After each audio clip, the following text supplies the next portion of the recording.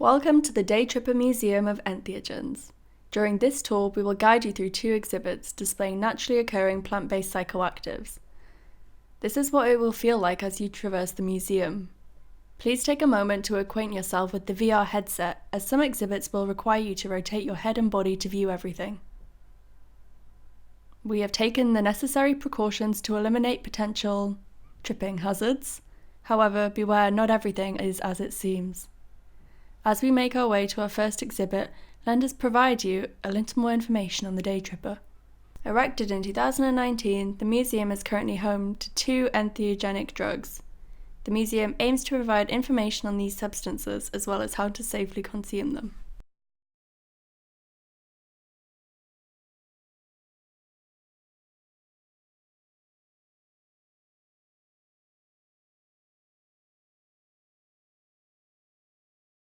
Human history has long been intertwined with drug use and culture.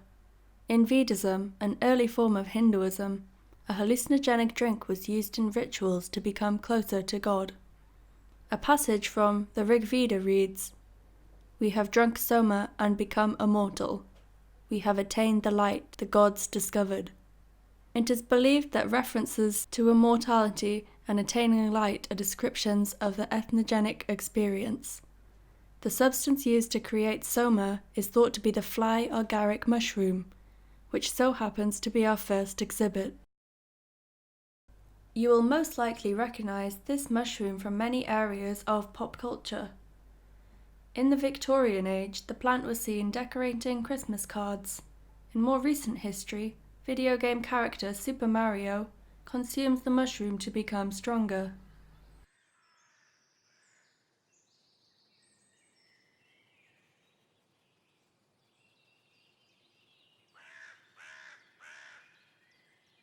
Here we find ourselves deep in the pine forests of Norway.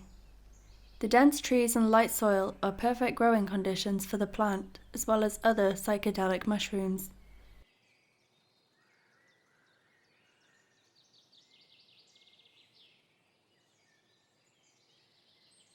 This is the fly agaric. It can be identified by its bright red cap and white spots. The active substance held in this plant is muscimol. Muscimol binds itself to the GABA receptors in the brain. As these receptors are widespread throughout the brain, consuming the plant leads to many alterations in perception. These include entering a dreamlike state similar to lucid dreaming, where the user may experience auditory and visual hallucinations, a prominent internal dialogue as though you can converse with yourself. Side effects include involuntary sweating, spasms, and twitches, as well as synesthesia, or the blurring of senses, such as being able to hear colour or smell words. These effects can last from 6 to 8 hours. In rare cases, the trip can last much longer.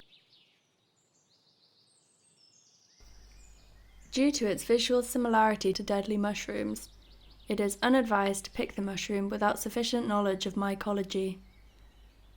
Unlike most entheogens, the fly agaric is also a powerful neurotoxin, meaning it actively damages the brain. This makes consumption of the plant ill-advised. However, if one were to find themselves under the influence of the fly agaric, the following precautions must be made to ensure the safest possible trip. Have the supervision of a sober individual you trust. Be in a safe and relaxing environment, and remember to stay hydrated. Studies have shown that the mushroom can be used in treating chronic schizophrenia by regulating the prolactin produced in the brain.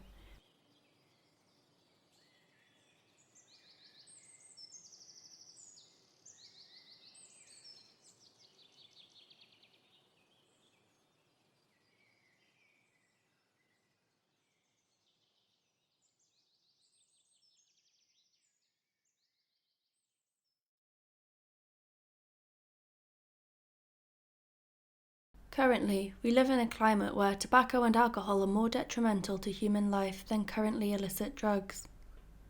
Drug laws across the world exist to keep dangerous substances from the public. Drugs such as heroin and cocaine can be life-ruining and are clearly dangerous. However, other controlled substances are not.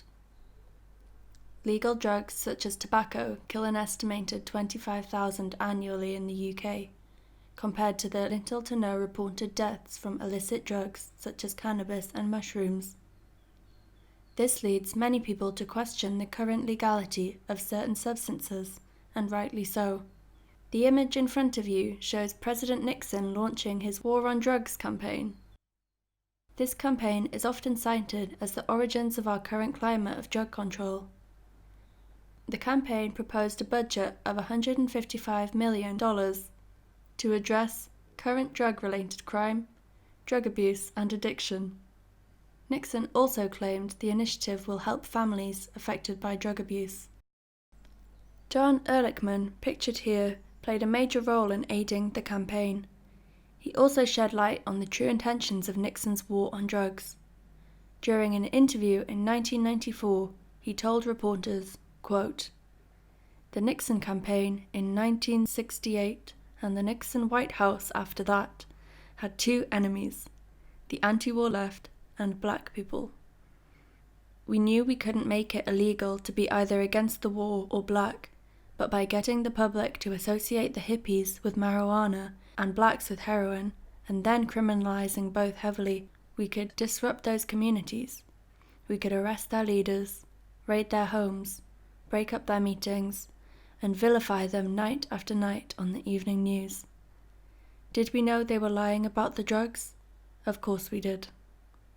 The ill intentions of this campaign can be seen rippling through modern society, with drugs such as marijuana still being illegal throughout most of the world, as well as scientific research into the medicinal values of psychedelics being widely censored.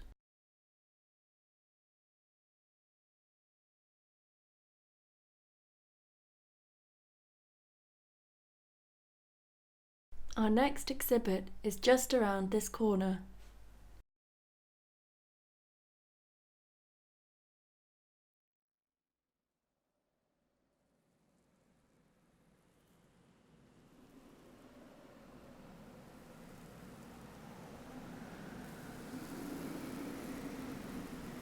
Here we find ourselves in the Chihuahuan Desert. Its warm, dry atmosphere makes it a perfect climate for the peyote cactus. Peyote is a drug with a long history of human consumption. It's most commonly known to be used by Native Americans who formed a religion around the plant called peyotism. The plant was consumed ritualistically to aid in meditation and self-reflection. If consumed, its effects include a dreamlike state, visual and auditory hallucinations, altered perceptions of time, with minutes feeling like hours, anxiety, paranoia, as well as loss of motor function. Unlike many psychedelics, peyote's active ingredient, mescaline, can also cause acute nausea and vomiting. If consumed, the following precautions must be taken. Have the supervision of a trusted, sober individual, as the dreamlike state can cause confusion. Be in a safe, calm environment and consume the plant on an empty stomach to avoid nausea.